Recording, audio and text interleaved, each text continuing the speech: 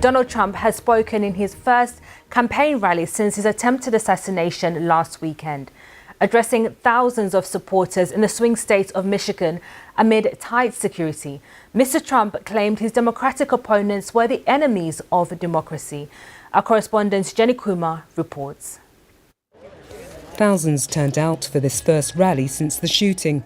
Security checks meant long waits, but many were determined to show their support. After what happened last week, I hadn't planned on attending a rally this year because I've been to so many in the 2016 and 2020 election. But I'm here to show solidarity with Trump, that we do stand behind him, and so long as he stays in the fight, we're going to stand behind him. No, he's bigger and better than ever. No, we love him, and I think he really gelled the country, brought us together. A few days ago, after his near-death experience, Donald Trump called for unity in the country. Yet, within minutes of speaking at the rally, he attacked his rival. But what they do is misinformation and disinformation, and they keep saying, he's a threat to democracy. I'm saying, what the hell did I do for democracy? Last week, I took a bullet for democracy. What did I do against democracy? It felt like a pop concert. The former president continued to sing the old songs, attacking the media, migrants and Joe Biden. The crowd cheered. His vice president pick warmed the audience up, speaking for the first time as Donald Trump's running mate at a rally. Trail, but there's some bad news, actually. The vice president, Kamala Harris, she doesn't like me.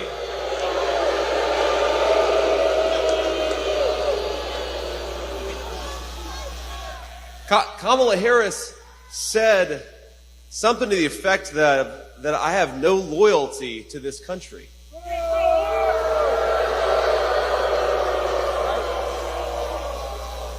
Well, I don't know, Kamala. I did serve in the United States Marine Corps and build a business. What the hell have you done other than collect a check?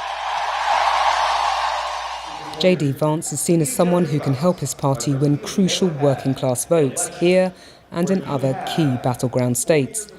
Donald Trump won in Michigan in 2016, but it flipped back to Joe Biden in 2020. The Republicans say their party is the most united it's been for decades, and they say that contrasts with the Democrats as questions continue over the future of Joe Biden in the presidential race. Nearly 36 Democrats have called for Mr. Biden to withdraw. The president says he'll continue to campaign next week after isolating with COVID. He insists he's staying in the race to win it. Jenny Kumar, BBC News, Michigan. The BBC's Gary O'Donoghue was at last week's rally where Mr. Trump was attacked. This time he was listening to Mr. Trump's speech from inside the arena in Michigan. Nearly 2 hours on his feet, Donald Trump is back on the election campaign trail, attacking migrants, attacking the media, attacking Joe Biden for the way he walks, for the way he talks, attacking his IQ. The crowd responded with huge cheers, practically every sentence. Thousands were left outside. If you expected unity to come after that assassination attempt, then you'll be waiting a long time, because Donald Trump is singing the old songs and his supporters love it. This will be a moment that Democrats will worry about. They remain divided. They remain unsure about Joe Biden as their candidate. And while they're that, they can't take on Donald Trump and the juggernaut of his campaign. In another development, officials investigating the attempted assassination of Donald Trump say they believe the gunman flew a drone over the rally site to scope it out ahead of the shooting. Our correspondent in Washington, David Willis, has more details.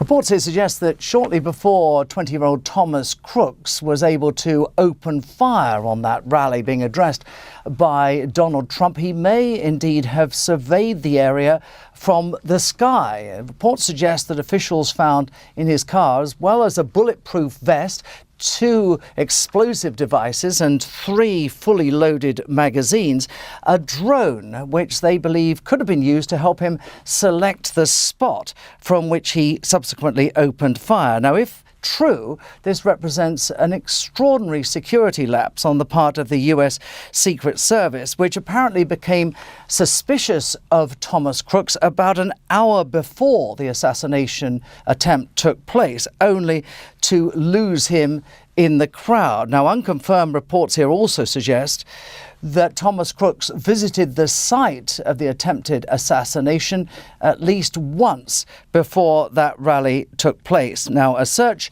of Thomas Crooks' cell phone data has so far failed to identify any particular motive for this attack, but there have been calls for the director of the Secret Service, Kimberly Cheatle, to resign, and she, along with the FBI director, Christopher Wray, is due to give evidence on this matter to Congress this coming week. That was David Willis reporting there.